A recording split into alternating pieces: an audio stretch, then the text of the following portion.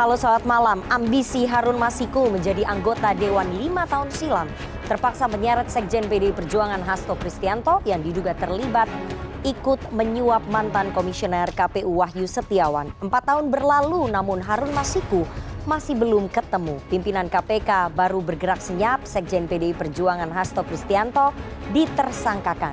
Hasto tak tinggal diam, perlawanan balik mulai dilancarkan. Hasto mengancam membongkar skandal korupsi pejabat negeri ini melalui puluhan video dan dokumen yang telah disiapkan.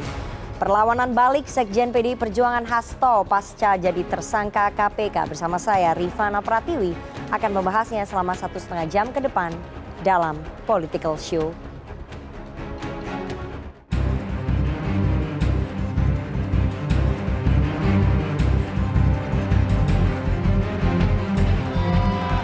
Atas perbuatan saudara HK tersebut, KPK menerbitkan surat perintah penyidikan tanggal 23 Desember 2024 dengan uraian penyidikan perkara dugaan tindak pidana korupsi yang dilakukan oleh tersangka HK.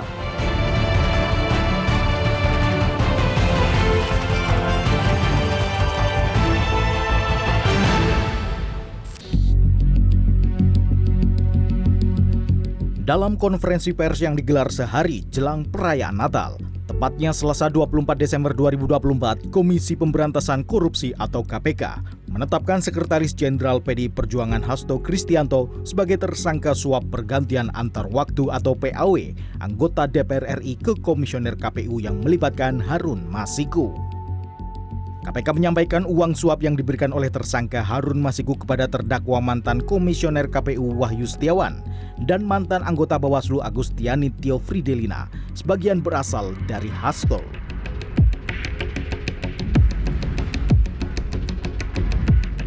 Di sisi lain, Hasto juga dikenakan pasal obstruction of justice atau perintangan penyidikan. Hal ini berkaitan pada Januari 2020 lalu. Hasto diduga mengetahui adanya operasi tangkap tangan yang hendak dilakukan KPK sehingga memerintahkan Harun Masiku merendam ponselnya. Selain Hasto, seorang advokat yang juga merupakan kader PDI Perjuangan, Doni Tri Istiqomah turut ditetapkan sebagai tersangka. Ketua KPK, Setio Budianto menyatakan, Hasto melalui Saiful Bahri dan Doni Tri aktif melobi mantan komisioner KPU Wahyu Setiawan. Tujuannya untuk memuluskan langkah Harun Masiku menjadi pengganti antar waktu anggota DPR periode 2019-2024 Dapil Sumsel 1. Doni juga diduga beberapa kali mengantarkan uang suap kepada Wahyu Setiawan dan Agustina Tio Fridelina. Setelah ditetapkan sebagai tersangka oleh KPK, Hasto muncul ke publik. Hasto menyatakan siap mengambil resiko untuk dipenjara demi menegakkan keadilan. Sejak awal ketika saya mengkritisi bagaimana demokrasi harus ditegakkan, bagaimana suara rakyat tidak bisa dikebiri, bagaimana negara hukum tidak bisa dimatikan, dan bagaimana watak kekuasaan yang otoriter, yang menindas rakyatnya sendiri harus dihentikan. Saya sudah memahami berbagai resiko yang akan saya hadapi. Tak berhenti sampai di Hasto, KPK juga menyasar kader PDI Perjuangan yang sekaligus mantan Menteri Hukum dan HAM era Joko Widodo, Yasona Lauli. KPK mencegah Yasona berpergian ke luar negeri buntut kasus korupsi yang menyeret Hasto Kristianto. Pencegahan Yasona dan Hasto ke luar negeri berlaku untuk 6 bulan. Terkait serangkaian langkah KPK terhadap kader-kader Partai Banteng Moncong Putih ini, PDI Perjuangan menilai ada politisasi dan kriminalisasi dari KPK. Roni Talapesi, Ketua Bidang Reformasi Hukum PDI Perjuangan dalam jumpa pers yang dilakukan di kantor DPP PDI Perjuangan di Jalan Diponegoro Menteng, Jakarta Pusat menyebut, adanya pembentukan opini publik dengan cara sengaja terus mengangkat isu terkait kasus Harun Masiku. Hal ini semata-mata ingin merusak citra sekjennya tersebut. Kami menduga memang kasus ini lebih terlihat seperti teror terhadap Sekjen DPP PDI Perjuangan. Dan keseluruhan proses ini sangat kental aroma politisasi hukum dan kriminalisasi. Ketua KPK dengan lantang membantah narasi yang dilontarkan PDI Perjuangan. Menurutnya, setelah 4 tahun berjalan, penetapan tersangka atas dasar kecukupan alat bukti. Setio menyebut akan mendalami siapa pihak yang memberitahu Hasto Kristianto terkait penangkapan Harun Masiku pada Januari 2020. Kemudian sampaikan masalah intimidasi, ya kami murni melakukan proses penegakan hukum saja, gitu ya. Saya yakin Kedeputian Penindakan sudah melakukan ini dan ini juga menurut saya bagian daripada isi dari memori serah terima yang kami terima dari pejabat lama. Jadi sebenarnya kami juga tinggal melanjutkan sajalah, kira-kira seperti itu. Publik kini menanti apakah dugaan KPK benar adanya atau opini dari PDI Perjuangan yang terbukti. Tim Liputan CNN Indonesia.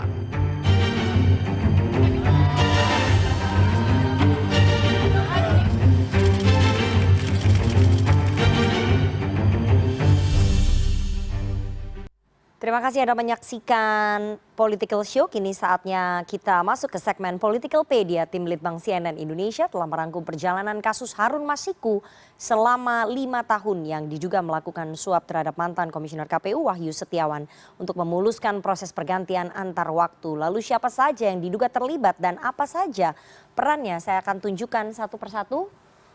Timeline perjalanan kasus suap Harun Masiku ini bermula pada tahun 2019 pada saat pemilu legislatif 2019. November 2019 Harun Masiku ingin menggantikan posisi Nazarudin Kemas yang masih keluarga dari Megawati Soekarno Putri, Ketua Umum PDI Perjuangan. Nazarudin Kemas terpilih menjadi anggota DPR RI terpilih tapi meninggal dunia sebelum pelantikan. Pada bulan Desember 2019 diduga terjadi upaya suap kepada mantan Komisioner KPU Wahyu Setiawan untuk proses pergantian antar waktu atau PAW. Posisi Harun Masiku ada di posisi ketiga ya. Perolehan suaranya di bawah Nazarudin Kemas dan juga Rizky Aprilia. Pada tahun 2020, 8 Januari KPK menggelar operasi tangkap tangan atau OTT. Harun Masiku berhasil melarikan diri. 29 Januari KPK memasukkan Harun Masiku dalam daftar buron. 24 Agustus mantan Komisioner KPU Wahyu Setiawan divonis 6 tahun penjara. Pada tahun 2021 tanggal 2 Juni Mahkamah Agung memperberat hukuman Wahyu menjadi 7 tahun. Selanjutnya, pada tahun 2023 pada 6 Oktober Wahyu Setiawan mendapatkan pembebasan bersyarat. Dan di tahun 2024, 10 Juni, Sekjen PDI Perjuangan Hasto Kristianto dipanggil dan diperiksa KPK sebagai saksi dalam kasus dugaan suap Harun Masiku ini. 18 Desember, mantan Menkumham Republik Indonesia Yasona Lauli yang juga kader PDI Perjuangan dipanggil sebagai saksi oleh KPK. Dan 24 Desember, 1 hari sebelum perayaan Natal, KPK menetapkan Sekjen PDI Perjuangan Hasto Kristianto sebagai tersangka atas 2 pasal, pasal pemberian suap dan juga obstruction of justice atau penghalangan atau perintangan penyidikan. Lalu bagaimana dan apa saja peran dari para tersangka atau terdakwa dalam kasus suap Harun Masiku? Saya akan tunjukkan satu persatu. Ini ada mantan Komisioner KPU Wahyu Setiawan. Ditetapkan tersangka 8 Januari 2020, perannya adalah menerima suap senilai 600 juta, vonisnya 7 tahun penjara. Kemudian ada Agustiani Vio Fridelina atau mantan anggota Bawaslu, penetapan tersangka 8 Januari 2020, perannya adalah menerima suap senilai 600 juta, vonisnya 4 tahun penjara. Dan ada Saiful Bahri, kader PDI Perjuangan, sama ditetapkan sebagai tersangka 8 Januari 2020, perannya adalah menyuap Wahyu Setiawan melalui Agustiani Tio Fridelina senilai 600 juta, vonisnya 1 tahun 8 bulan penjara. Ketiga tersangka sudah menjalani hukuman dan sudah bebas ya sekarang ini. Kita lihat slide selanjutnya. Tersangka yang belum ditahan ini ada dua. Yang pertama adalah Sekjen PDI Perjuangan Hasto Kristianto. Penetapan tersangkanya 24 Desember 2024. Perannya diduga ikut menyumbang uang suap untuk Wahyu Setiawan dan berupaya meloloskan Harun menjadi caleg DPR dalam PAW, meminta Harun merendam ponsel dan kabur saat OTT, dan meminta saksi memberi keterangan tidak benar. Sementara ada satu tersangka lainnya yang merupakan tangan kanan dari Hasto Kristianto, Doni Tri Istiqomah. Penetapan tersangkanya sama dengan Hasto 24 Desember 2024. Perannya menjadi utusan Hasto untuk melobi KPU mengantarkan uang suap kepada mantan komisioner KPU Wahyu Setiawan dan menyusun kajian hukum pelaksanaan putusan MA nomor 57P/HUM/2019 sebagai landasan PAW dari Harun Masiku. Di antara kelima terpidana dan juga tersangka ini ternyata ada satu orang tersangka yang sampai saat ini belum ketemu di mana wujudnya.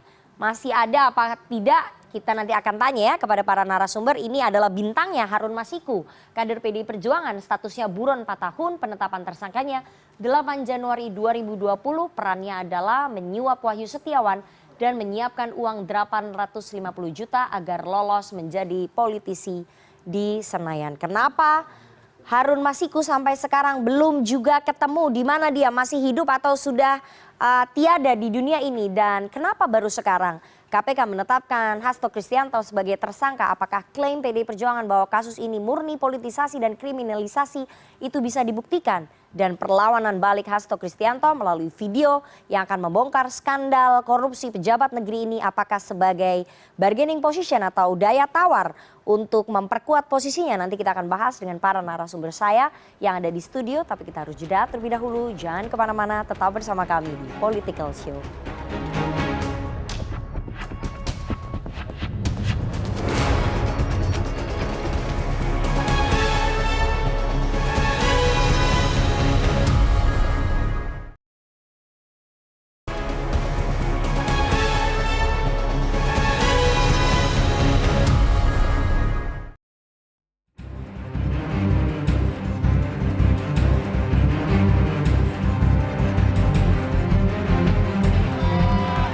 Atas perbuatan saudara HK tersebut, KPK menerbitkan surat perintah penyidikan tanggal 23 Desember 2024 dengan uraian penyidikan perkara dugaan tindak pidana korupsi yang dilakukan oleh tersangka HK.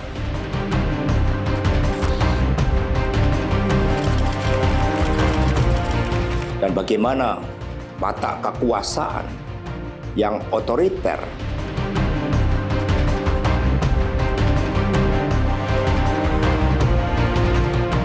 dan keseluruhan proses ini sangat kental aroma politisasi hukum dan kriminalisasi.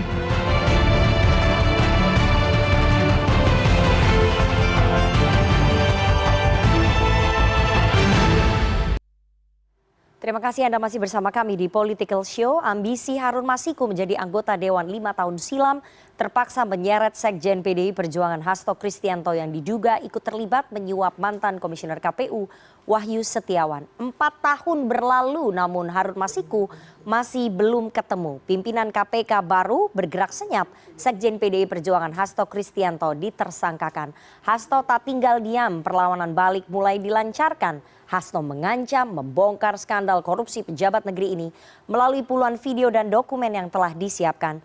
Perlawanan balik Sekjen PDI Perjuangan Hasto pasca jadi tersangka KPK. Malam ini kita akan membahasnya dengan narasumber yang sudah hadir di studio. Saya perkenalkan satu-satu. Dari yang paling ujung kanan ada Mas Adi Praitno, Direktur Eksekutif dari Parameter Politik Indonesia. Selamat malam Mas Adi. Selamat malam Rifana. Ada juru bicara PDI Perjuangan Mas Guntur Romli. Selamat malam Mas Guntur. Selamat malam, Assalamualaikum. Waalaikumsalam. Ada mantan penyidik KPK yang menangani kasus Harun Masiku, Mas Ronald Sinyal. Selamat malam Mas Ronald. Ada Pak Ganjar Laksmana, pakar pidana, pakar hukum pidana dari Universitas Indonesia. Selamat malam Pak Ganjar. Selamat malam.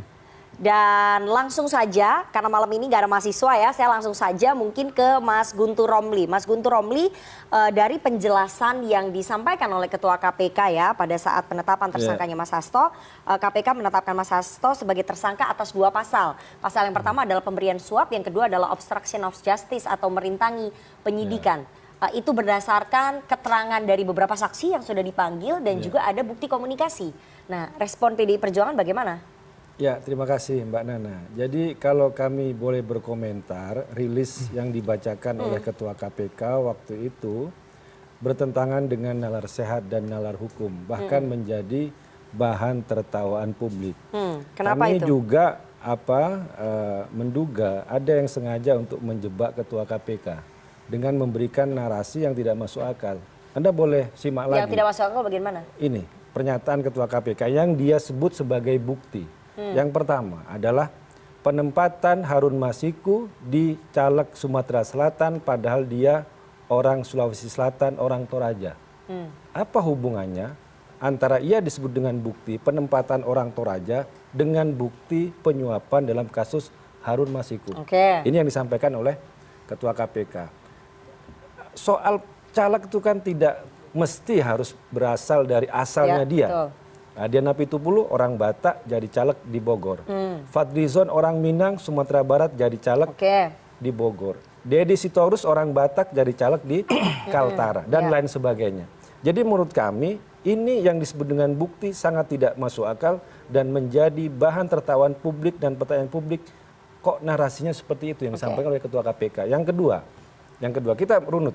Yang kedua adalah soal masalah PAW. Ya, PAW di situ mengkasus seperti yang tadi disampaikan tadi, bahwa itu juga tidak ada hubungan antara PAW-nya Harun Masiku dengan bukti suap ya, antara Harun Masiku dengan Wahyu Setiawan. Kenapa?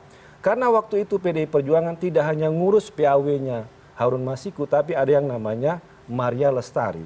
Yang perlu ditegaskan di sini juga Harun Masiku tidak hanya mendapatkan yang namanya PAW dari DPP waktu itu juga ada fatwa namanya Mahkamah Agung. Makanya waktu perdebatan kenapa KPU tidak melaksanakan keputusan Mahkamah Agung terkait bahwa untuk caleg yang sudah meninggal yaitu Bapak Nasaruddin Kemas waktu itu suaranya itu ditentukan oleh partai. Bukan otomatis kepada yang nomor 2 yaitu atas nama Rizky, tetapi partailah yang bisa memilih siapa caleg yang berkualitas. Itu yang disebutkan tadi putusan 57P tahun 2019. Di situ putusannya sangat jelas. Kemudian juga kalau kita melihat kepada rekonstruksi hukum ya, hukum yang ada, ini kan kasus penyuapan. Penyuapan di situ ada pejabat publik, ada pejabat negara yang namanya Wahyu Setiawan yang menerima uang. Ini bukan dugaan lagi, uang dari namanya Harun Masiku. Dan itu kita lihat putusan Mahkamah Tipikor Jakarta Pusat nomor 258 tanggal 15 Agustus tahun 2020 halaman 160-161 disebutkan di situ dalam amar putusan majelis hakim bahwa uang yang diserahkan kepada Wahyu Setiawan itu dari Harun Masiku. Tidak ada di situ nama Hasto Kristianto, tidak ada yang namanya aliran dari Hasto. Ini kalau kita bicara soal keputusan hukum yang sudah berkekuatan ingkrah. Hasto Kristianto bukan pejabat publik, bukan pejabat negara, kemudian juga tidak ada kerugian negara dalam kasus ini. Kenapa kok ini direkonstruksi sedemikian rupa ya untuk menjerat, untuk mengkriminalkan Mas Hasto yang bagi kami tidak berlandaskan kepada fakta-fakta hukum yang ada. Tapi poin-poin yang tadi Anda sampaikan kan kemudian tidak menghilangkan adanya dugaan suap yang dilakukan oleh Hasto Kristianto. Karena tadi Anda mengatakan yang soal PAW, kemudian mengatakan soal asal caleg, itu kan tidak menghilangkan poin dugaan suapnya, Mas Gunrom. Dugaan suap, Karena dari keterangan saksi dan juga alat komunikasi yang kita dapatkan dari KPK, yang disampaikan oleh KPK memang dari keterangan saksi menyebutkan bahwa uang suap itu diduga berasal dari Hasto Kalau Kristianto. kita bicara pengadilan-pengadilan sudah ada, itu kan saya bacakan itu kan pengadilannya Wahyu Setiawan dengan Agustiani. Itu dalam satu keputusan ya, dua-duanya sama di sekali situ sama hadir, tidak ada nama situ. Kemudian pengadilannya seperti Saiful Bahri dan sebagainya. Kita lihat aja, baca yang namanya putusan-putusan pengadilan ya. Kalau benar Hasto Kristianto ada dugaan kuat waktu itu keterlibatan dalam kasus, dia sudah ditersangkan sejak lama. Itu kalau persoalannya sekarang ada, kalau kita kembali kepada kasus hukum, hadirkan Harun Masiku, tangkap buru Harun Masiku, karena masalahnya di situ gitu loh. Jadi ini KPK gagal menangkap Harun Masiku kemudian yang ditersangkakan malah Sekjen PDI Perjuangan. Karena Anda itu. sudah menyinggung soal Harun Masiku harusnya ditemukan karena pasal yang dikenakan adalah obstruction of justice, merintangi penyidikan. Salah satu komunikasi yang berhasil ditrace oleh KPK, Mas Hasto diduga menyuruh salah satu anak buahnya, menyuruh salah satu pegawainya di rumah aspirasi itu, Nur Hasan, untuk menelpon Harun Masiku, meminta meredam handphone dan juga melarikan diri. Makanya Harun Masiku kabur. Itu kan cerita sepihak ya. Oke. Kalau itu memang benar, ya, memang benar maka itu kan pasti muncul dalam pengadilan-pengadilan, ya. Kemudian kalau itu jelas, ya, itu akan menjadi kekuatan hukum yang tetap. Tapi kita lihat saja sekarang pengadilan, Mas Hasto juga sudah dipanggil menjadi saksi di pengadilan, kemudian juga saksi-saksi yang ada sudah sejak lama. Ini kan nggak ada yang baru ini. Saksi yang dipanggil, kemudian juga orang-orang yang ditanya oleh KPK ini kan orang. Ini bukan 4 tahun, ini hampir 5 tahun nanti bulan Januari. Jadi pertanyaannya kalau kita mau kembali ke hukumnya, temukan Harun Masiku, tangkap Harun Masiku. Kan poinnya di situ, dia yang menyuap gitu loh. Tidak ada hubungan antara karena dia dapat dari PAW-nya PDI Perjuangan, kemudian otomatis PDI Perjuangan itu terlibat, tidak dong. PDI Perjuangan itu korban dalam kasus ini. Selama ini korban dianggap bahwa PDI Perjuangan terlibat dalam kasus suap. Kemudian PDI Perjuangan dianggap menyembunyikan Harun Masiku. Padahal kalau benar PDI Perjuangan sangat berkuasa bisa mengatur KPK saat itu, tidak ada yang namanya kasus Harun Masiku. Kalau benar itu. Kemudian PDI Perjuangan selama ini 1 tahun belakangan ini sudah berpisah jalan dengan kekuasaan. Ya harusnya Harun Masiku itu mudah ditemukan. Apalagi ada ketua KPK yang bilang yang keluar-keluar bisa menemukan Harun Masiku dalam 1 minggu. Harun Masiku sudah diawasi, sudah dilihat, sudah dipantau lokasinya, tinggal ditangkap, tapi kenyataannya tidak ada. Jadi kami menganggap bahwa kasus Harun Masiku adalah sandera politik terhadap PDI Perjuangan, terhadap Sekjen PDI Perjuangan. Oke, itu ditahan dulu tuh soal sandera politik. Tapi kalau tadi Anda katakan tidak ada pernyataan-pernyataan seperti itu, lalu bagaimana kemudian KPK bisa menyatakan konstruksi, ada perintah, meredam HP, menyuruh Harun kabur, itu kan tidak mungkin karangan kan, Mas Gundrom? Kalau tidak ada dukungan, bagi kami itu sebuah karangan. Kalau bertentangan dengan fakta-fakta hukum yang ada, kalau itu benar terjadi, maka sudah sejak lama yang namanya Hasto Kristianto itu bisa ditersangkakan, bisa ditangkap oleh KPK. Kalau benar itu terjadi, tapi kan kenyataannya tidak. Ya sekarang kan isunya sudah bergeser dari yang harusnya mencari, menangkap, memburu Harun Masiku, ini bergeser kepada soal kriminalisasi Sekjen PDI Perjuangan. Kalau mau kembali ke rekonstruksi hukum yang tepat adalah hadirkan Harun Masiku, karena dia yang menyuap Wahyu Setiawan. Dan partai menjadi korban dalam kasus ini. PDI Perjuangan merasa menjadi korban dalam kasusnya Harun Masiku. Mas Ronald, Anda sebagai mantan penyidik KPK yang dulu menangani kasusnya Harun Masiku, Anda satgasnya pada saat itu ya, satgas yang menangani kasus Harun Masiku ya. Saya ingin tanya ya, apakah memang ada bukti yang terang keterlibatan Sekjen PDI Perjuangan Hasto Kristianto dalam kasus ini?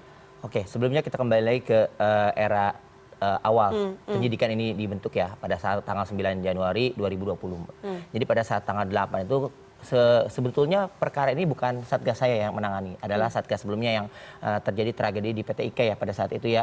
Itu tragedi apa tuh di PT IKA? Ya pada saat itu kita di wartawan udah dengar, tapi publik mungkin harus diingatkan. Pada saat itu kita kembali lagi bahwa ingin melakukan operasi tangkap tangan terhadap pengejaran terhadap Harun Masiku pada saat itu.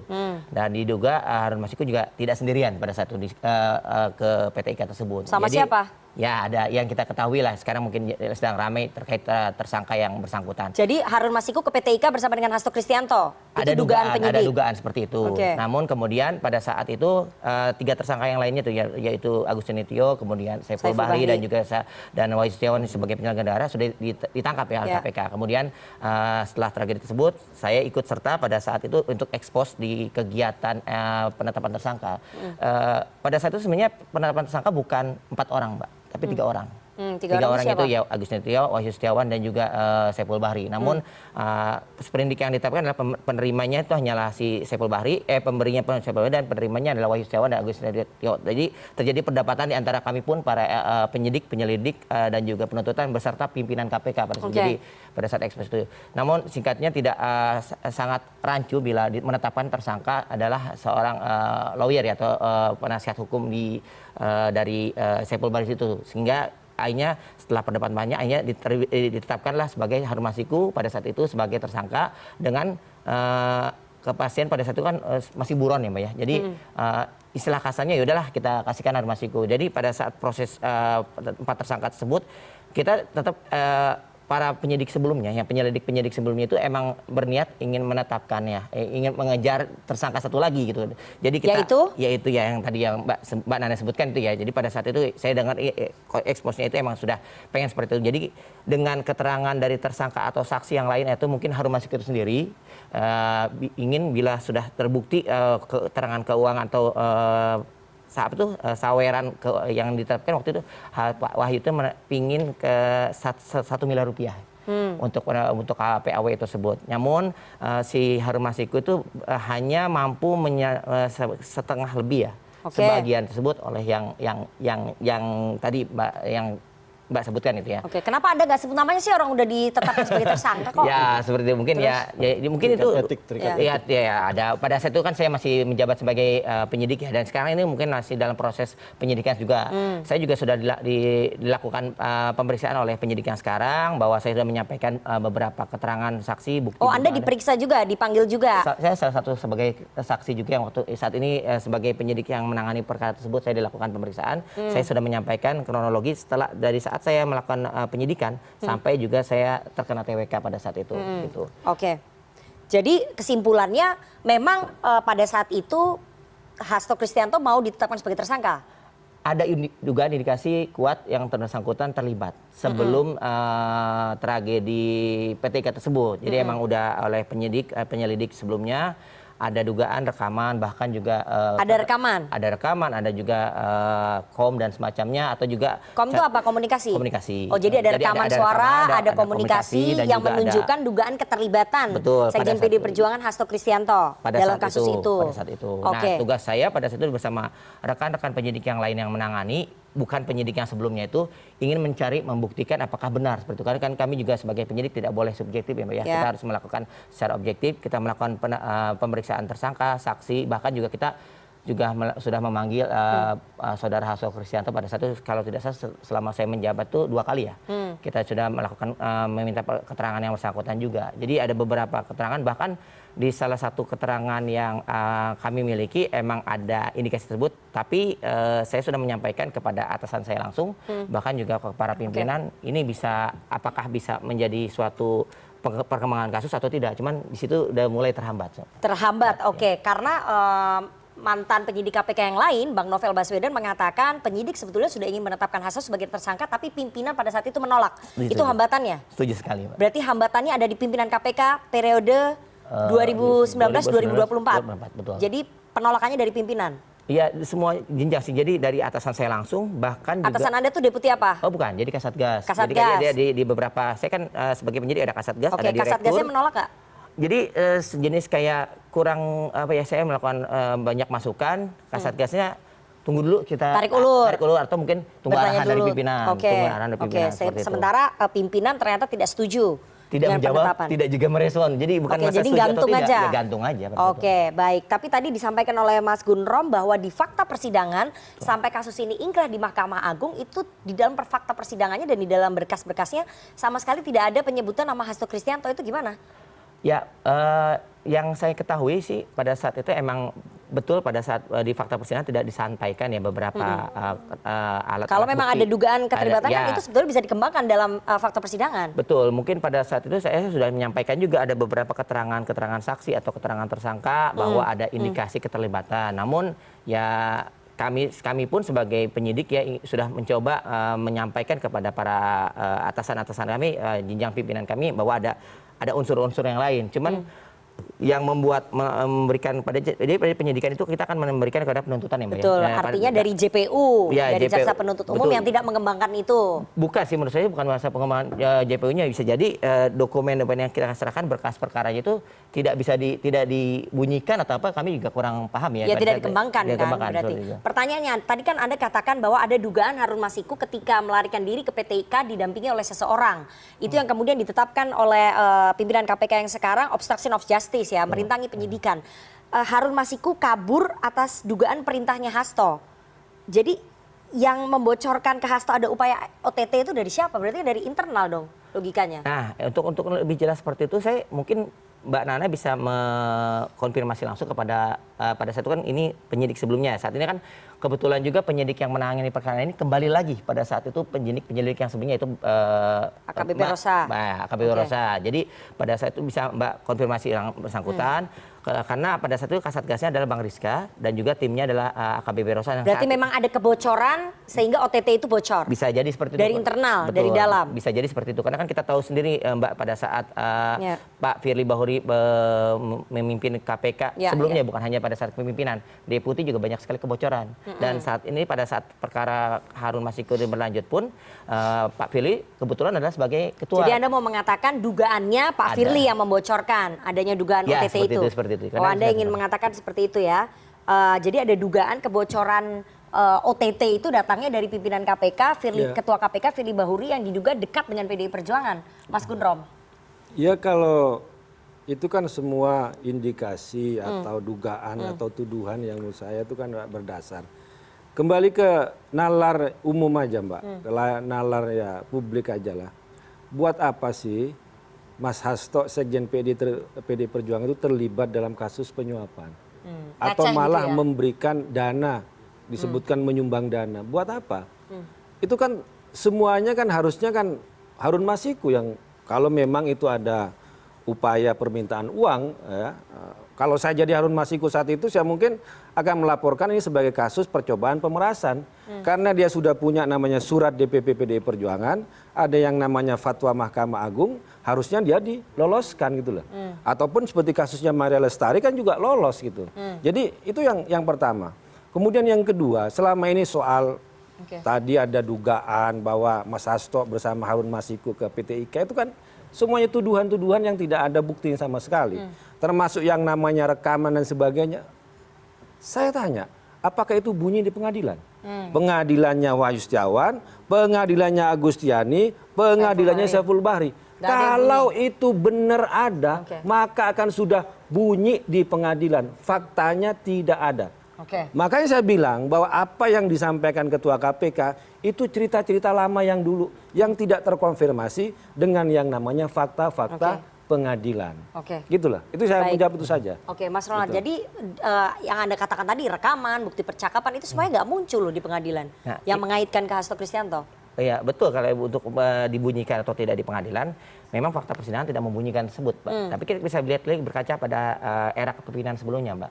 Era kepemimpinan sebelumnya yang kita ditenggarai oleh Pak Firly Bahuri dan ada upaya untuk menutupi itu, Anda melihat? Terlihat sekali bahwa banyak sekali upaya-upaya buat melakukan pencarian ataupun menindaklanjuti perkembangan kasus Harun Masiku ini sangat terhambat. Dan ini baru mulai terekspos ya, maksudnya mulai berani dikembangkan lagi pada saat pergantian pimpinan sekarang oleh Pak Setio sendiri. Pak Firly itu sudah nggak di KPK dan sudah menjadi tersangka 1 tahun.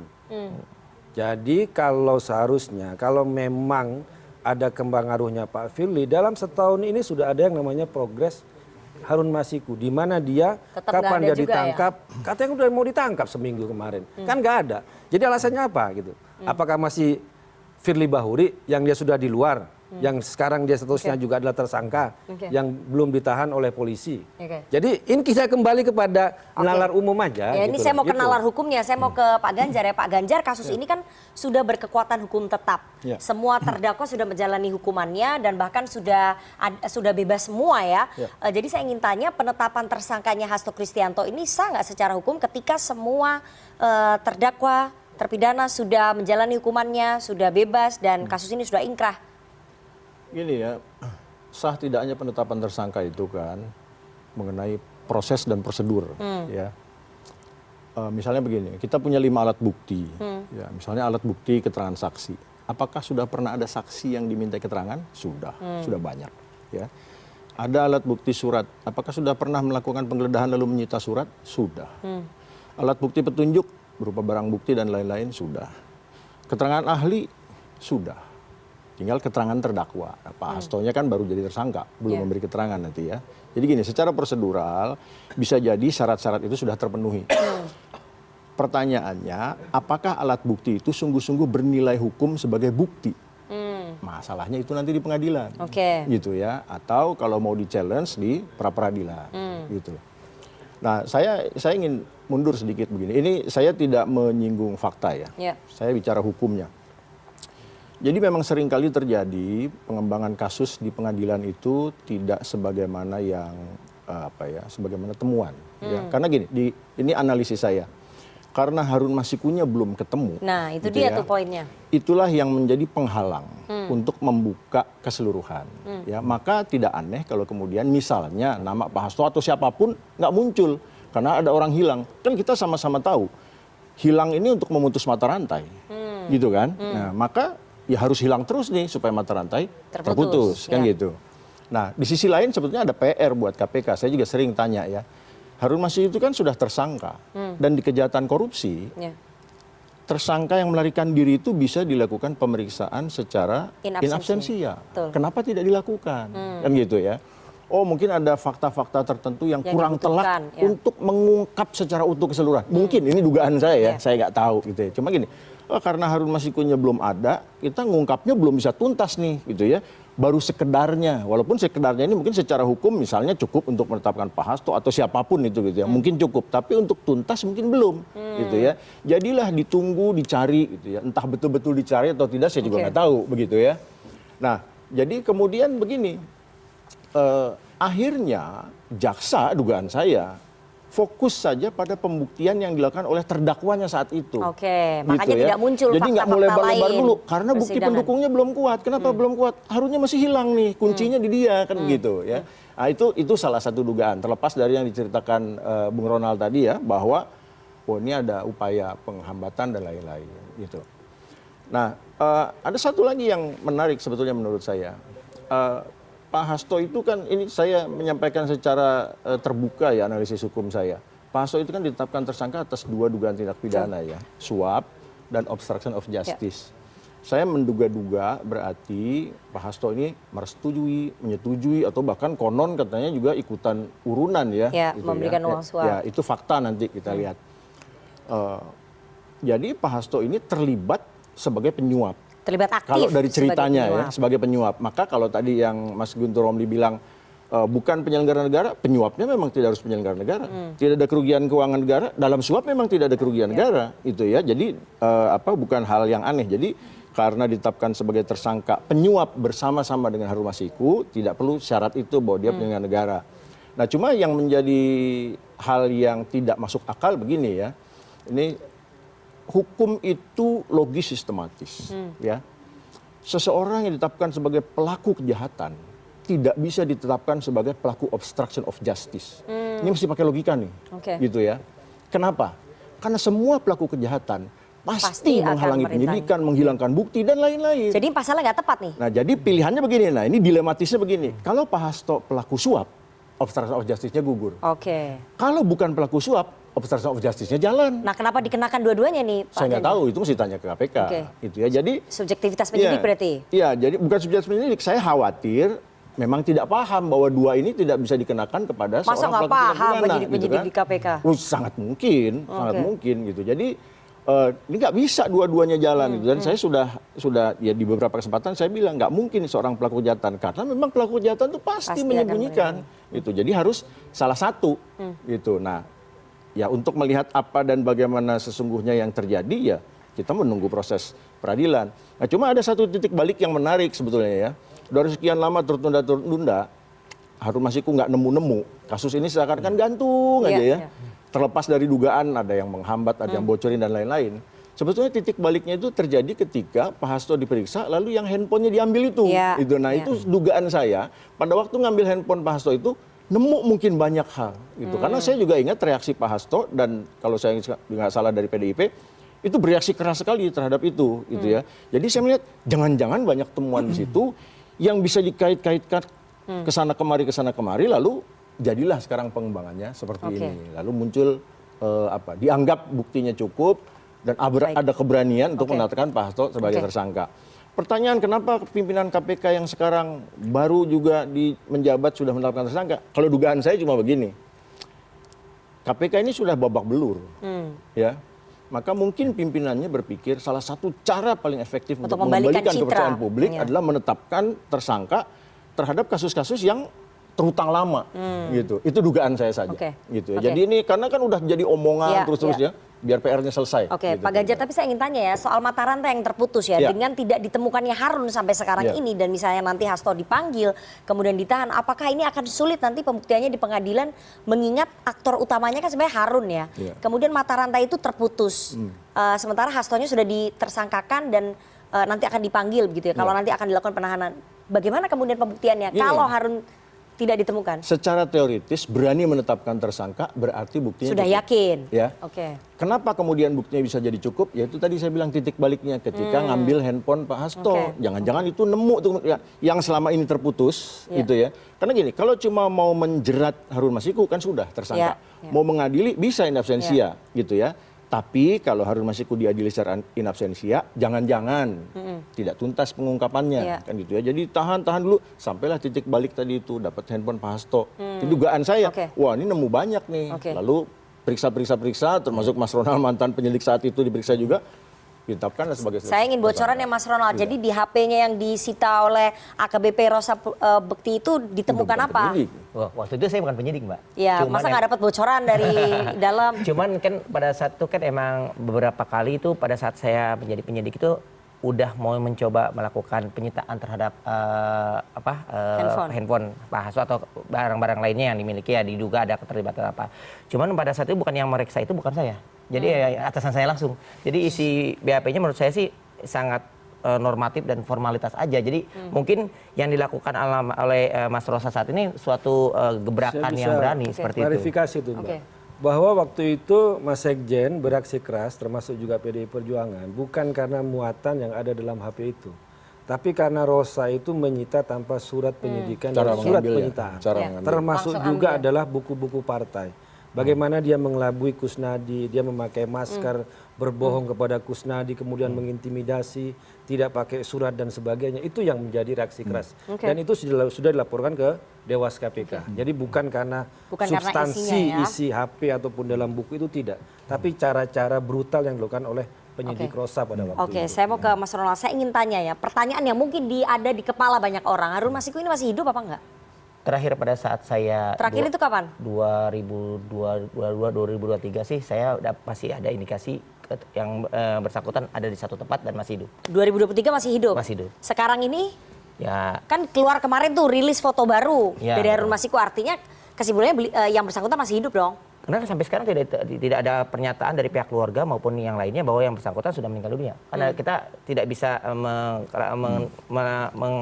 menyimpulkan bahwa yang bersangkutan sudah meninggal atau tidak bila tidak ada keterangan meninggal dunia ataupun adanya ditemukan pemakamannya atau mungkin kuburannya dan semacamnya. Jadi kita sampai saat ini kami secara objektif tidak bisa menyimpulkan yang bersangkutan sudah tidak ada. Jadi kami akui bahwa yang bersangkutan harus terus deteksi dicari. Terakhir itu posisinya di mana? Nah, itu yang tidak bisa saya sampaikan. Di Indonesia tapi masih di Indonesia. Masih di Indonesia. Pada saat saya sebelum terkena TWK, saya sudah melakukan red notice.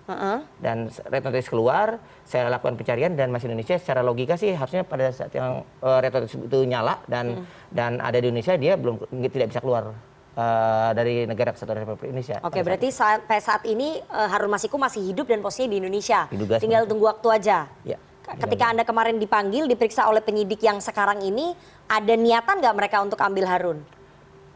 Untuk itu mereka pada saat itu tim penyidik itu tidak mempertanyakan terkait keberadaan. Jadi beliau mempertegas terkait bukti-bukti keterlibatan tersangka yang lain. Ya salah satunya Doni itu sendiri. Baik. Saya mau ke Mas Adi ya. Mas Adi, kalau tadi kembali pernyataannya Mas Gunrom, ini PDI Perjuangan adalah korban. Karena ini politisasinya kuat, kriminalisasinya kuat. Anda melihat aroma politisnya memang kuat atau memang ini memang fakta hukum yang sudah ada tapi hanya waktu saja yang sekarang akhirnya tereksekusi? Ya sebenarnya kalau mau jujur, argumen-argumen politisasi dan kriminalisasi juga ada validasi yang kemudian bisa disampaikan, karena seperti Bang Guntur ini kan seringkali mengamplifikasi argumennya. Itu dalam banyak hal secara politik cukup rasional. Kalau memang terlibat, kenapa nggak dari awal disebutkan? Kan begitu. Ataukah memang ada dugaan bahwa KPK yang lama dengan hari itu iman politiknya berbeda, ganti rezim, ganti selera. Tapi kan kasus tersangkanya Harun Masihu itu kan 2020-2021 dan saat itu PDIP masih partai penguasa. Hubungan Jokowi dengan PDIP lagi baik-baik saja. Kenapa nggak sekalian diangkut nih barang? Tapi nggak terjadi. Artinya bahkan kasus OTT sekalipun kalau memang dalam tanda kutip ya KPK itu bisa diintervensi, mestinya tidak terjadi. Ini kejadian barang dan barusan itu dibungkap. Jadi dalam konteks itu kalau kita bicara tentang logika politik memang masuk akal, Nana. Logika politik. Iya, logika politik. Cuman problemnya anasir-anasir politik itu seakan-akan tidak ada gunanya ketika KPK mengumumkan kasus tersangka. Mau pakai pisau analisa apapun, sehebat apapun rangkaian, bangunan-bangunan fakta politik itu kan tidak bisa membatalkan, tidak bisa menganulir apa yang sudah diputuskan oleh KPK beberapa waktu yang lalu di mana Pak Hasto sudah ditetapkan sebagai tersangka dengan 2 alat bukti minimal. Nah, oleh Pak Ganjar tadi sudah disebutkan bahwa tuduhan-tuduhan keterlibatannya itu kan agak sumir, ini bukan pelaku utama. Itu juga menjadi perdebatan-perdebatan yang pastinya akan menimbulkan polemik ya di kemudian hari. Artinya apa? Dari konteks itulah kemudian wajar kalau kemudian narasi yang dibangun oleh teman-teman PDIP, tim hukum termasuk dan Ban Guntur Romli, bahwa ini adalah satu peristiwa di mana proses hukumnya itu sebenarnya memang jauh lebih kecil ketimbang intensi-intensi politiknya. Kan ini yang sepertinya kenapa per hari ini ketika ditetapkan sebagai tersangka, PDIP itu pasti akan mengamplifikasi bahwa ini persoalan-persoalan politik. Jadi amplifikasi persoalan politik itu untuk apa? Untuk meyakinkan publik? Untuk menunjukkan bahwa Pak Hasto tidak salah, untuk menunjukkan bahwa Pak Hasto dan timnya itu tidak terima ditersangkakan. Loh, peristiwa-peristiwa yang terjadi sudah ingkrah tidak menyebutkan kira-kira begitu. Tapi itu tidak menggugurkan. Nah, itu dia. Apapun argumen politiknya, sekuat apapun, tapi ketika ada putusan MK, nggak ada artinya, mentok. Nah, memang ke depan fokusnya 2 hal. Apa upaya-upaya hukum yang mesti dilakukan oleh timnya Pak Hasto ya, dan yang kedua tentu sambil lalu bicara tentang argumen-argumen politik. Nah, yang menarik ke depan, ini kan KPK seakan-akan ingin menunjukkan sebagai lembaga yang bisa bekerja, tidak lagi misalnya dibully ya. Nah, ketika misalnya Pak Hasto ditersangkakan dalam kasus Harun Masihu, sekarang banyak publik dan netizen tuh nge-support tuh semua data-data yang selama ini mangkrak ke KPK. Yang rugi negara triliunan mana tuh? Kasus tambang, kasus illegal logging, soal judi online, mana ini barang? Ini Hasto dalam kurun waktu anggaplah seminggu 2 minggu selesai barang. Masa iya kasus-kasus besar tidak tuntas? Artinya apa? Kalau Hasto itu disebut sebagai big fish, ini ya tangkapan besar ini, maka persoalan-persoalan yang lain ke depan akan ditagih. Ini tentu tantangan secara terbuka kepada KPK, bahwa KPK itu bisa gerak cepat, dia bisa gaspol, kasus-kasus yang selama ini menggantung 5 tahun bisa diungkap dalam waktu. Pilih gitu maksudnya. Betul, artinya apa? Kalau sebulan 2 bulan ke depan masih ngomong Harun Masihu, Hasto, ini berjalan di tempat juga nih KPK. Nggak ada bedanya dengan KPK sebelumnya. Kalau sebulan 2 bulan akan ada kasus baru yang merugikan negara 300 triliun, 600 triliun, 100 M dan seterusnya bisa diungkap. Ini baru KPK tidak bisa diintervensi dan bukan karena pesanan apapun. Mas Adi, saya ingin tanya ya, argumentasi politik biasanya dibangun, ini sebenarnya bukan pertama kali ya dibangun oleh seorang tersangka ya. Kalau kita lihat dulu Anas Urbaningrum juga pernah melakukan argumentasi politik begitu. Jadi rata-rata tersangka KPK pernah melakukan argumentasi politik untuk membangun pencitraan ke publik begitu. Backgroundnya politisi ya. Iya, karena memang sejak awal KPK itu kan memang didesain untuk mengungkap persoalan-persoalan yang selama ini tidak tersentuh. Jadi persoalan-persoalan kakap yang melibatkan politisi, pejabat-pejabat negara, yang itu tidak pernah tuntas, itu biasanya dituntaskan oleh KPK. Dulu KPK kan mendapatkan apresiasi besar ketika zaman SBY. SBY jadi presiden, tapi orang-orang di sekitarnya yang menjadi kekuasaan itu diangkut satu persatu. Anas Urbaningrum, ada Nazarudin, ada Angelina Sondak, bahkan besannya masuk tuh berurusan dengan KPK. Orang melihat, wah KPK ini luar biasa betul. Tapi argumentasi politik itu memang biasa dibangun ya? Waktu ditetapkan sebagai tersangka, pasti ada yang menuduh saat itu Anas itu iman politiknya berbeda dengan SBY. Karena memenangkan Ketua Umum Partai Demokrat yang berarti mengalahkan. ini mirip kondisinya, Anda lihat. Betul, tapi kan fakta di persidangan itu tidak bisa dibantah. Ada indikasi aliran dana yang kemudian membuat Anas itu ditangkakan. Begitupun ketika ada kasus Sekjen Golkar, Ketua Umum Golkar, juga sama. Saat itu narasinya adalah kuning sedang dibidik. Ketika hari ini misalnya PDIP juga ada sekjennya jadi tersangka, ini ada kriminalisasi. Merah sedang dibidik dan ditargetkan. Apalagi kita sering mendengarkan Pak Hasto itu di berbagai podcast, di berbagai kesempatan sudah membocorkan bahwa dirinya itu ingin ditersangkakan. Ini kan semakin mempertebal gitu bahwa ada sesuatu yang terjadi. Soal kriminalisasi dan politisasi nanti kita akan gali lebih dalam, di mana Sekjen PDI Perjuangan Hasto Kristianto menyiapkan puluhan video membongkar skandal korupsi pejabat. Apakah itu bentuk perlawanan? Kita harus jeda terlebih dahulu. Jangan kemana-mana, tetap bersama kami di Political Show.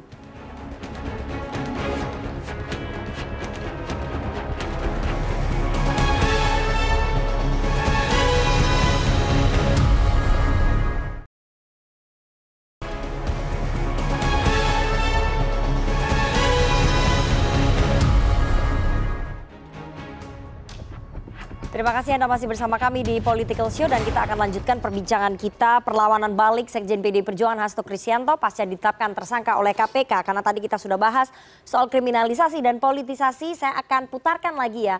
Penegasan soal kriminalisasi dan politisasi ini disampaikan langsung oleh DPP PDI Perjuangan.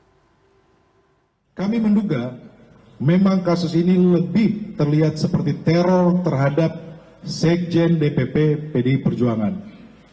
Dan keseluruhan proses ini sangat kental aroma politisasi hukum dan kriminalisasi.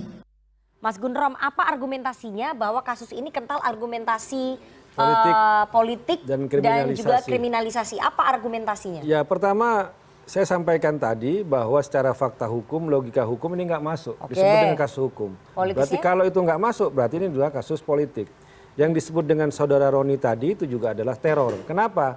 Setiap Sekjen PDI Perjuangan itu bersuara keras, bersuara kritis, itu selalu diancam, selalu ditakut-takuti akan ditersangkakan dengan kasus Harun Masiku. Dan ini 1 tahun belakangan sudah sering disampaikan kepada Sekjen. Bahkan terakhir sebelum ini terbit yang namanya tersangkanya KPK, Sekjen juga mendapatkan informasi, intimidasi, bahwa kalau Jokowi itu dipecat, maka dia akan langsung menjadi tersangka kasus Harun Masiku. Dan itu disampaikan langsung oleh Sekjen dan pernyataan itu dinotariskan oleh Sekjen sebagai bentuk pernyataan yang resmi, yang nantinya itu akan bagian dari untuk mengungkap skenario besar.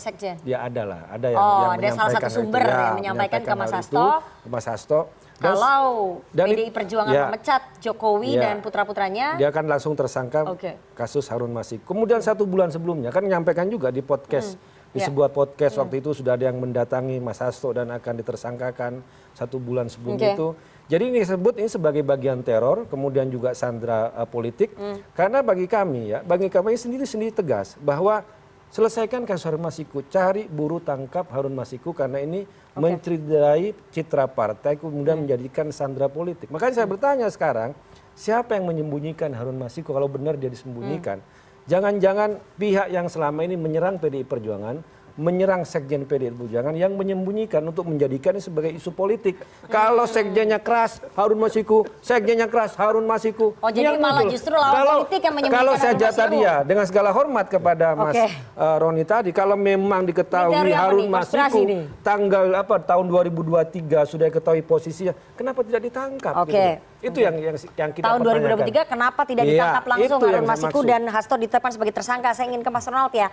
Apakah memang karena posisinya pada saat itu PDI Perjuangan masih mesra, masih jadi partai penguasa, masih mesra dengan Pak Jokowi, masih menjadi sekjen terkuat. Makanya ada ketakutan untuk menetapkan sebagai tersangka dan menangkap Harun. Dari sisi kita lihat sendiri, sisi sebelumnya era kepemimpinan saat kemarin kan antara Merah dengan PDIP dengan Presiden Republik Indonesia Jokowi pun masih kompak lah ya. Ada faktor seperti itu. Kemudian juga berarti memang ada faktor itu yang mempengaruhi. Bisa jadi seperti itu pimpinan KPK. Kemudian juga dari pihak Pak Firly Bahuri pun sangat dekat sekali nih. Beberapa kali kalau ada rapat dengan penguasa saat itu ya. Dengan PDI Perjuangan dan semacamnya. Jadi Terus juga pada saat proses penyidikan pun sangat terhambat. Sampai pada saat saya udah keluar pun dari KPK pun terkena TWK pun itu dirasakan oleh penyidik yang menangani perkara tersebut. Saya masih suka diskusi lah dengan Mas Rosa dan rekan-rekan penyidik yang lainnya beserta mantan-mantan teman-teman saya di penyidikan juga. Itu sangat kental sekali hal tersebut. Ya, mungkin ini suatu gebrakan ya. Kalau tadi tanya kenapa baru menetapkan sekarang, kan kita tahu sendiri bahwa pelantikannya Pak Setio pun baru terjadi tanggal 20 Desember 2024. 2024 kemudian juga penetapan tersangkanya tanggal 26 ya. Dan itu menurut saya suatu langkah awal. Kita tahu sendiri ya bahwa KPK sendiri udah kepercayaan publik kepada KPK seperti yang dijelaskan Bang Ganjar tadi sudah sangat titik nadir yang sangat parah. Mungkin ini salah satu langkah. Jadi untuk mengembalikan itu makanya ditangkap sekjen partai penguasa. Menurut saya sih bukan masalah siapa ditangkap. Kita lihat utang-utang yang belakangan yang besar, yang sangat lama ini coba diangkat kembali. Dan tadi juga disampaikan oleh Mas Adi bahwa kenapa nggak yang lain ya, kita tunggu aja. Mungkin siapa tahu setelah yang perkara ini selesai, perkara-perkara besar yang lain juga akan di KPK akan tindak lanjut ya. Dan itu suatu PR besar yang akan diembat oleh Pak Setio. Apakah benar seperti itu atau emang ada faktor politik yang tadi disampaikan oleh Mas Guntur Romli itu? Tapi Anda mengakui ya sebagai mantan penyidik KPK memang faktor politiknya kuat ya pada saat itu ingin menetapkan Hasto sebagai tersangka. Ada pengaruh dari kekuasaan pada saat itu ya. Kita bisa lihat sendirilah sekarang. Jadi ketika pengaruh atau ketika hubungan antara Pak Jokowi dengan PDI Perjuangan renggang itu ya kita mungkin memudahkan jalan. Ya kita lihat sekarang seperti yang sekarang ini Presiden Prabowo sendiri pun sangat mendukung sekali terkait masalah pemberantasan korupsi.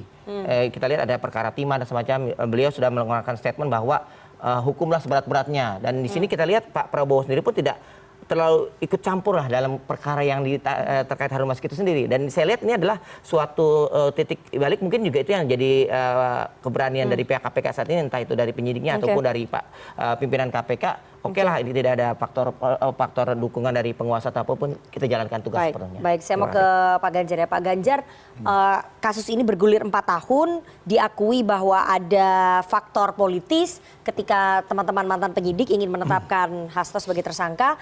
Jadi memang wajar ya ketika muncul tudingan ini ada politisasi, faktor politisnya sangat kuat dalam kasus ini. Tadi Mas Adi sudah tegaskan dan saya setuju ya. Di semua kasus korupsi, ketika politisi dijerat, pasti muncul gaung itu ya, politisasi gitu ya. Dan bisa jadi ada, ya, bisa jadi tidak. Nah, cuma kalau dalam kasus ini, menurut saya tidak terlalu sulit melihatnya. Ya, jadi kita challenge dua-duanya. Jadi gini, kalau memang KPK yakin dengan posisinya mentersangkakan Pak Hasto, saya bilang tadi ya, secara teoritis, bahkan sehari setelah menetapkan tersangka, kalau harus disidangkan harusnya sudah siap. Berani menetapkan berarti bukti cukup, kan begitu ya. Jadi kita lihat apakah KPK berlama-lama ya setelah menetapkan tersangka. Saya nggak bicara penahanan ya, saya bicara proses hukum sampai ke pengadilan. Ya. Dulu. Lalu apakah tetap jalan ya proses ini berjalan terus gitu ya, tidak melemah ya. Nah di sisi lain begini, isu kriminalisasi ini akan dan politisasi ya akan muncul indikasi bahwa ini jangan-jangan benar kalau KPK melunak. Jadi kan begini, kalau saya boleh memetakan, ini penguasa menggunakan KPK menjerat Pak Hasto, gitu kan ya. Begitu ada daya tawar gitu ya, karena diancam mau dibuka gitu ya, penguasanya melunak lalu bilang ke KPK coba direm sedikit. Nah, jadi kalau KPK-nya ngerem nih, KPK-nya melunak, wah ini indikasi politiknya memang benar ada nih jangan-jangan, gitu kan. Jadi kita melihat kalau memang KPK yakin dengan tindakan hukumnya harusnya ini tidak ada masalah, gitu kan. Termasuk juga untuk membawa ke pengadilan Harun Masikunya juga, gitu. Walaupun dianya belum ada, in absensiakan saja, gitu. Karena begitu berani menetapkan Pak Hasto sebagai tersangka, berarti mata rantai yang terputus ini sudah cukup tersambung, ya walaupun mungkin belum cukup terang benderang, tapi sudah cukup tersambung. Gitu. Artinya bukti-bukti untuk sekedar membawa ke pengadilan cukup.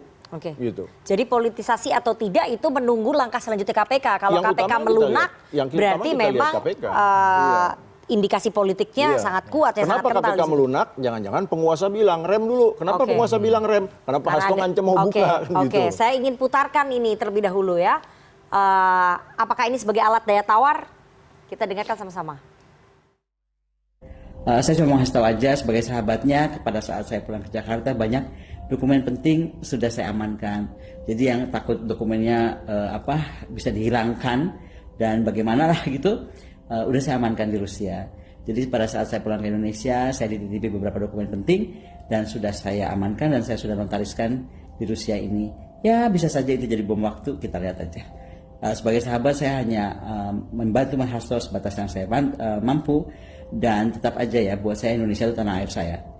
Itu tadi pernyataan dari Bu Koni Bakri ya, salah satu sahabatnya Mas Hasto Kristianto, bahwa Mas Hasto sudah menyiapkan video-video yang Anda sampaikan juga, video-video dan juga dokumen penting skandal korupsi pejabat negara. Saya ingin tanya, apakah ini bentuk perlawanan atau ini sebagai alat daya tawar aja, alat daya tawar politik seperti yang tadi dibilang sama Pak Ganjar? Ya kalau kami melihat, ya, ini sebagai bentuk dari perlawanan. Oke, ini memang bentuk perlawanan. Perlawanan terhadap kasus kriminalisasi terhadap Sekjen PDI Perjuangan yang bagi kami itu tidak punya dasar hukum yang kuat. Ini hanya mencoba untuk mengait-ngaitkan dan mencoba untuk terus menyerang PDI Perjuangan dan Sekjen PDI Perjuangan dalam posisi politik kami yang saat ini lebih kritis terhadap kekuasaan. Kan kuncinya di situ. Ya. Dan kami juga menyadari, Mas Sekjen juga menyadari, ketika kasus penyidik Rosa yang secara brutal ya merampas, mengambil tanpa surat pemeriksaan, tanpa surat penyitaan terhadap HP, terhadap buku partai, maka di situ ada kekhawatiran untuk melakukan kesewenang-wenangan yang terus berlanjut. Makanya dari itu beberapa dokumen penting yang otentik itu sengaja dititipkan oleh Mas Sekjen kepada Ibu Koni Bakri waktu itu ke Jakarta, dan waktu itu juga sempat tampil di podcast 1 bulan yang lalu. Dan juga Ibu Koni menyampaikan bahwa Mas Hasto itu akan ditersangkakan untuk kasus Harun Masiku karena berbicara keras. Tapi karena Mas Sekjen tidak merasa ya dan yakin tidak terlibat dengan kasus penyuapan ini, tetap saja bersuara keras, tetap saja kritis. Bagi saya bukan orang yang mudah diintimidasi dan memang saya yakin saya tidak terlibat dalam kasus ini. Mas Gundrom, tadi Anda katakan bahwa ini adalah bentuk perlawanan karena dikriminalisasi. Jadi pertanyaannya, kalau kemudian Mas Hasto tidak ditersangkakan, video-video skandal korupsi pejabat negara nggak dikeluarin? Menurut saya dari video-video yang muncul itu pun juga yang disediakan itu kan nggak hanya kasus-kasus yang baru, kasus-kasus yang lama. Makanya kami juga mempertanyakan ini keseriusan soal KPK ya. Ini kan benar-benar mau ngincer Sekjen PDI Perjuangan. Kalau mau bicara soal kasus-kasus korupsi yang besar seperti yang disampaikan oleh Bang Adi Praitno tadi, misalnya kasus yang disampaikan oleh almarhum Faisal Basri, dugaan ekspor biji nikel yang kerugian negara di situ ratusan triliun, dan menyebut 2 nama yang namanya Bobi Nasution dan Erlangga Hartarto. Ini kan video yang sangat viral. Kemudian juga kasus Blok Medan yang disebutkan sebagai fakta di pengadilan. Mana kelanjutannya KPK? Ini kan kasus mana kerugian negara? Yang saya maksud Mas Hasto bukan pejabat negara, harusnya dia nggak diincar. Kalau dia dapat duit dari rakyat, kalau dia mengelola anggaran dari rakyat, maka dia boleh diawasi. Ya kan dia bukan siapa-siapa. Konsekuensi hukum, oke, tapi menurut saya adalah ketika dia dibidik apa alasannya, ya kan? Maka saya bilang fakta boleh berspekulasi dan dugaan, fakta pengadilan itu tidak ada. Dugaan di pengadilan itu tidak ada. Kalau mau bicara kasus-kasus besar, ya silakan. Ungkap yang lebih besar. Sebelum ini ada penggeledahan oleh KPK terhadap kantor BI dan sudah ditetapkan tersangka 2 oleh Deputi Penyidikan. Tiba-tiba diralat oleh jubir. Gimana kalau kita bicara KPK seperti ini? Ada 78 pegawai KPK terlibat pungli.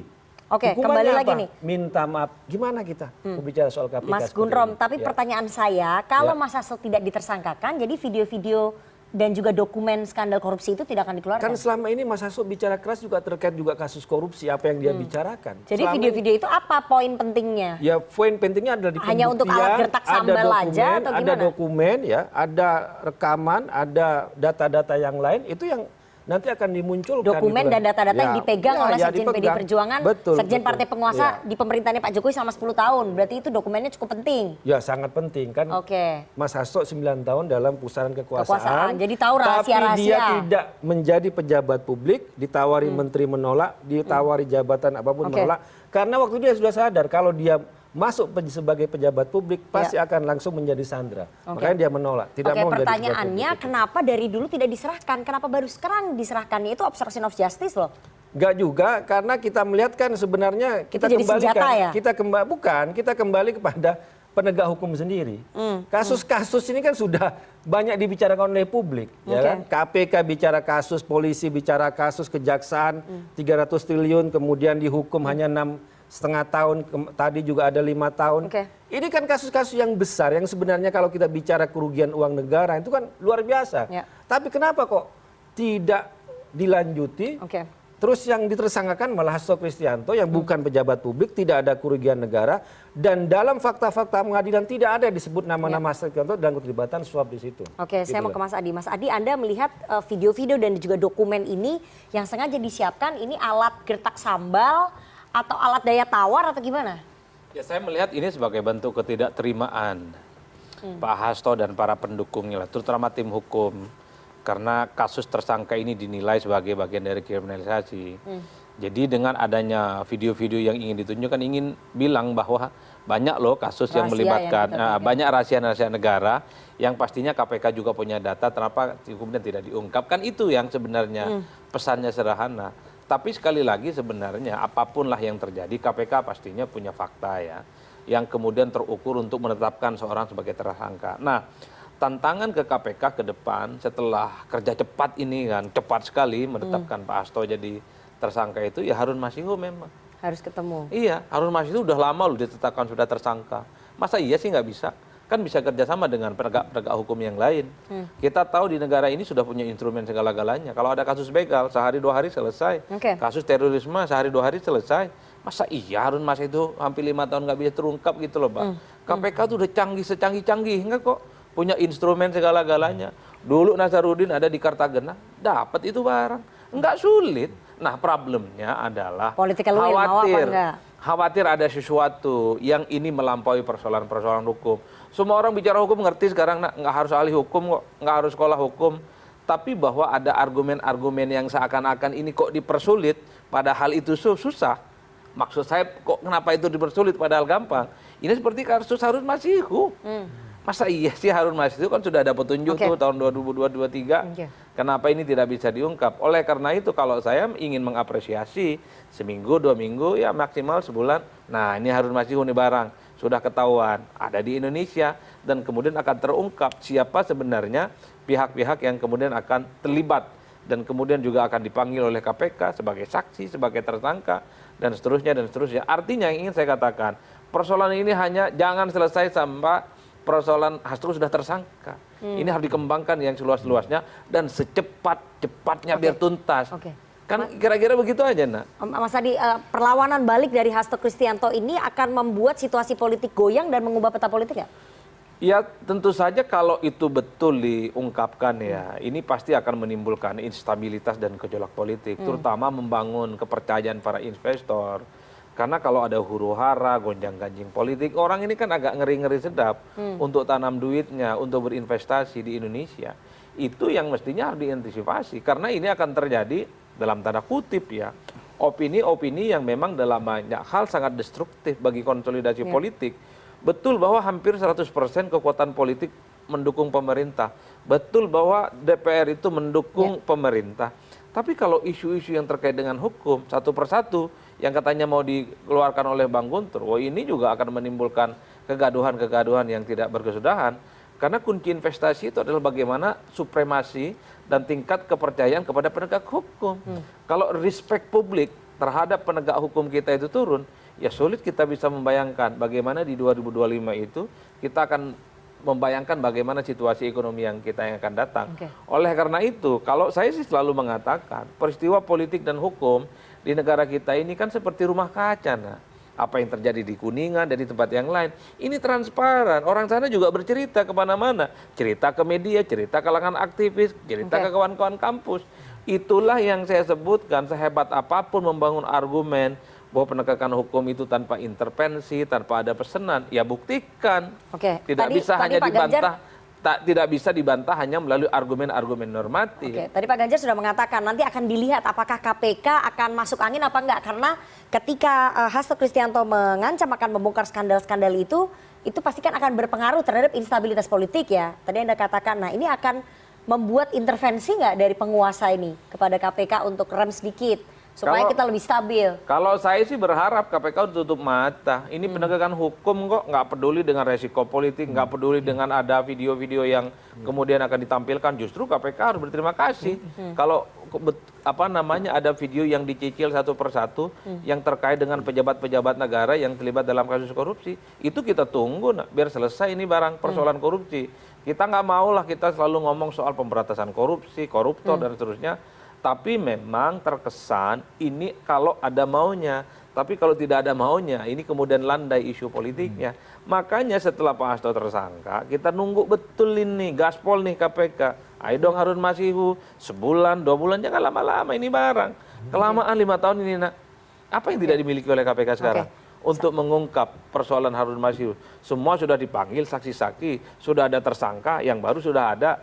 Ini yang saya kira adalah satu momen sebagai kado terindah 2025, Harun Masihu harus ditangkap. Oke, saya harus disclaimer ya, sebetulnya kita mengundang juru bicara KPK Pak Tessa Mahardika untuk bergabung melalui sambungan virtual, tapi sayangnya dari pihak KPK belum bersedia untuk memenuhi undangan kami. Jadi kita nggak dapat nih jawaban-jawaban dari KPK di mana Harun, kemudian langkah KPK selanjutnya apa. Tapi saya ingin bahas nanti lebih dalam di segmen selanjutnya soal langkah apa yang akan ditempuh PDI Perjuangan. Mengingat sebentar lagi Hasto Kristianto akan dipanggil dan dilakukan penahanan. Tapi kita harus jeda terlebih dahulu, jangan kemana-mana, bersama kami di Political Show.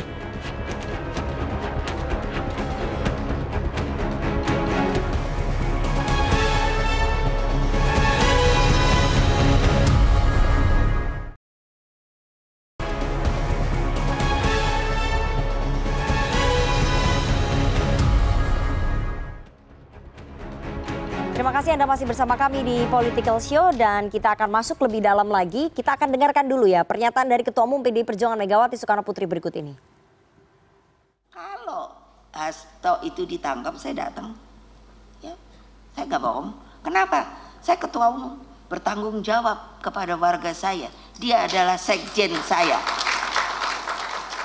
Mas Gunrom, banyak pihak yang mendesak KPK untuk segera memanggil sekjen Anda dan menahan. Ini salah satunya disampaikan oleh Masyarakat Anti Korupsi Indonesia, MAKI, Boyamin Saiman, dan kemudian ada beberapa pihak lain yang juga mengatakan itu. Nah, kemudian Bu Mega tadi menyampaikan kalau sampai Mas Hasto ini ditangkap, beliau akan datang ke KPK. Ini bagaimana? Ini serius nggak? Intinya gini, Mas Hasto itu akan taat hukum, akan mengikuti prosedur selama seperti yang sebelum-sebelumnya. Mas Hasto dipanggil pengadilan, iya.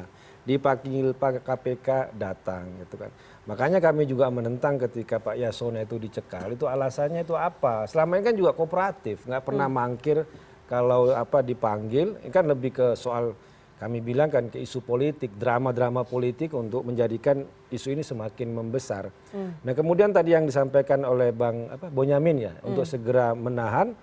Kok ini ya Bang Bonyamin itu bukan yang mengajukan judicial review KPK. Kalau ini adalah komisioner, enggak komisioner ini tidak sah katanya kan, kata dia. Kok malah dia minta segera mentersangkakan atau menahan Hasto Kristianto. Ini kan logikanya enggak nyambul. Tapi saya sampaikan tanpa seruan dari Bonyamin dan lain sebagainya pun Mas Hasto akan taat hukum, akan mengikuti prosedur. Nah, pernyataan dari Ibu Mega tadi itu sebagai tanggung jawab dari Ibu Ketua Umum. Karena Mas Hasto ini kan ditersangkakan sebagai sekjen, bukan sebagai pribadi. Kalau kita simak lagi pernyataan dari Ketua KPK, Hasto Kristianto sebagai sekjen DPP PDI Perjuangan. Nah karena sekjennya dikriminalisasi, karena menjalankan tugas-tugas sebagai kesekjenan, padahal sekjen adalah mengikuti hasil rapat DPP, dari soal pencalekan, dari soal PAW, semua notulansi rapat itu sudah ada, dan tugasnya sekjen seperti itu, maka Ibu Mega sebagai Ketua Umum tidak akan tinggal diam. Akan mengambil tanggung jawab karena yang dikriminalisasi adalah sekjennya. Berarti jadi Bu Mega itu akan datang? Tentu saja dia akan memberikan dukungan. Ya soal datang atau gimana nanti kita lihat bagaimana kelanjutannya. Tapi pada intinya Ibu Mega sebagai Ketua Umum akan memberikan pembelaan, akan memberikan dukungan kepada sekjennya yang saat ini dikriminalisasi. Apakah itu kemudian PDIP tidak khawatir itu akan backfire? Akan dianggap melakukan intervensi terhadap hukum? Oh tidak, karena kan serangan ini kan jelas, bisa nyatakan tadi, Ketua KPK menyatakan bahwa dia menetapkan tersangka Hasto Kristianto sebagai sekjen DPP PDI Perjuangan. Jadi ini kan terlihat berhadapan-hadapan memang bahwa Hasto yang ditersangkakan bukan sebagai pribadi, tapi sebagai sekjen Dan karena itu kami sudah melihat, sudah memetakan dan juga mengkonfirmasi dengan semuanya. Ini kan bagian dari serangan terhadap partai, terhadap Ibu Ketua Umum, juga menjelang Kongres, ada spanduk dan sebagainya. Ini bagian dari skenario untuk mengambil alih partai. Kami melihatnya seperti itu. Dengan menggunakan istilahnya orang Jawa itu mukul pakai Ngapok nyuli tangan.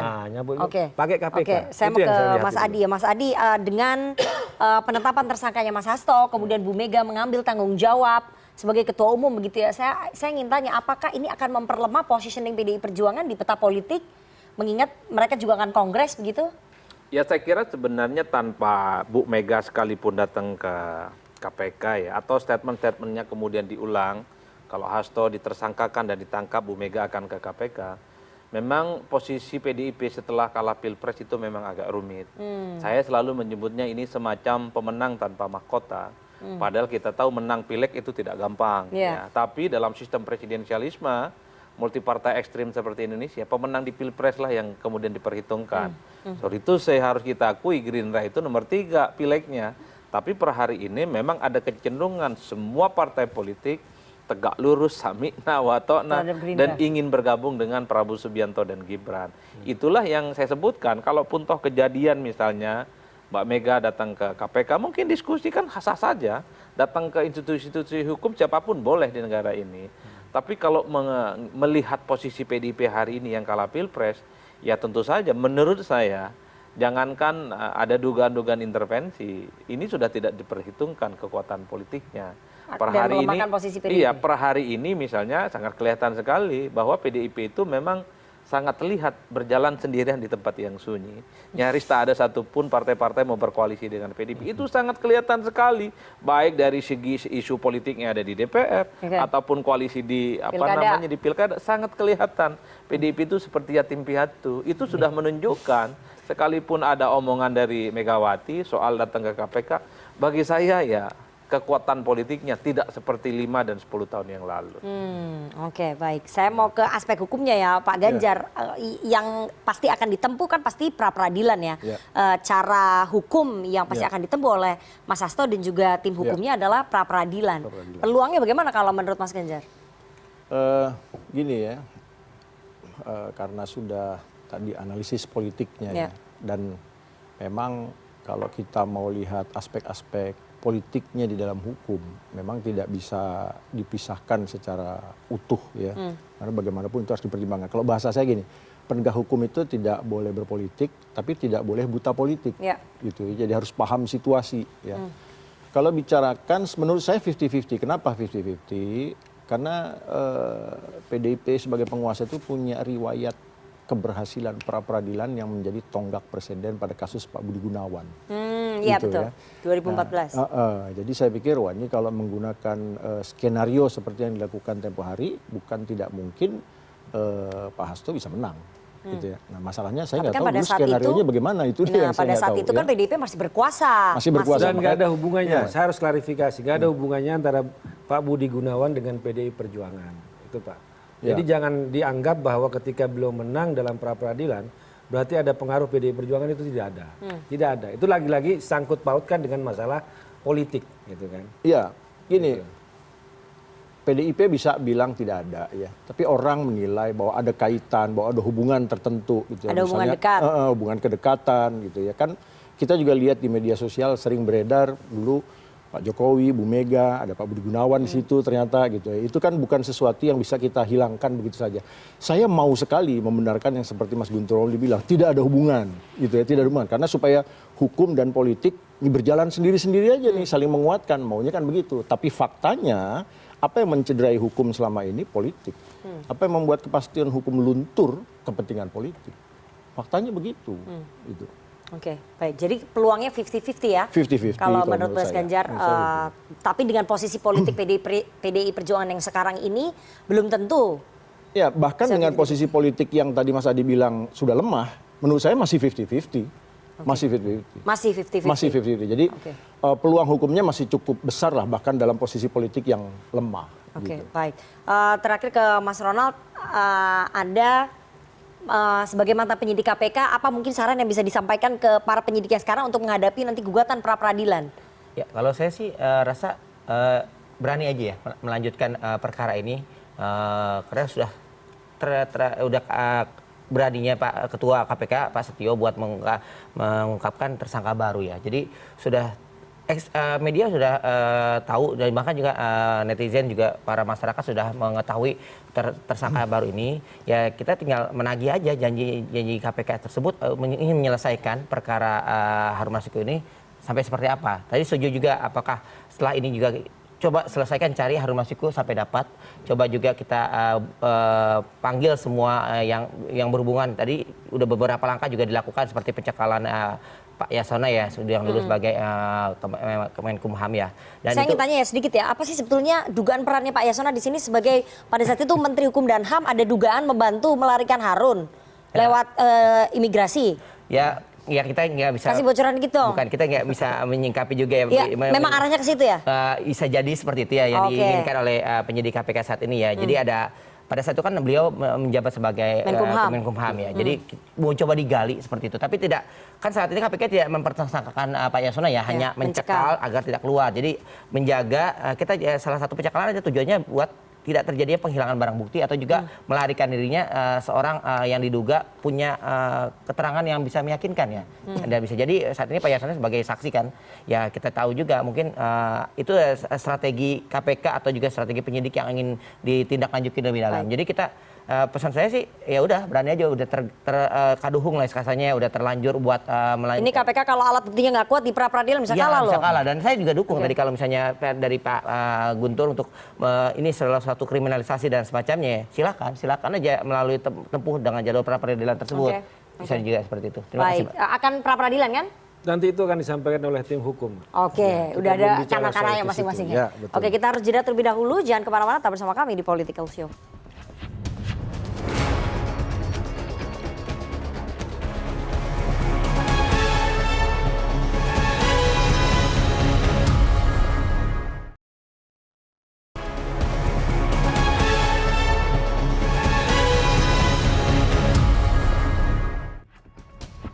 Ya, itu tadi perbincangan kita selama 1,5 jam ke belakang terkait perlawanan balik dari Sekjen PDI Perjuangan Hasto Kristianto setelah ditetapkan sebagai tersangka oleh KPK. Sekarang kita tunggu bagaimana langkah cepat KPK dalam menemukan buronan Harun Masiku, karena kunci aktor intelektualnya adalah di Harun Masiku, dan apakah klaim dari PDI Perjuangan bahwa penetapan tersangka Hasto ini adalah bagian dari politisasi atau kriminalisasi itu harus dibuktikan oleh KPK. Dan kita akan tunggu nanti apakah akan ada gugatan pra peradilan untuk bisa menjadi jalan bagi Hasto Kristianto lepas dari status tersangka, dan bagaimana kemudian KPK menyiapkan alat bukti di persidangan dalam menghadapi gugatan pra peradilan Hasto Kristianto.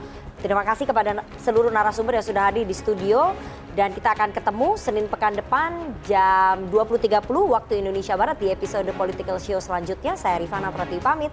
Selamat malam, sampai jumpa.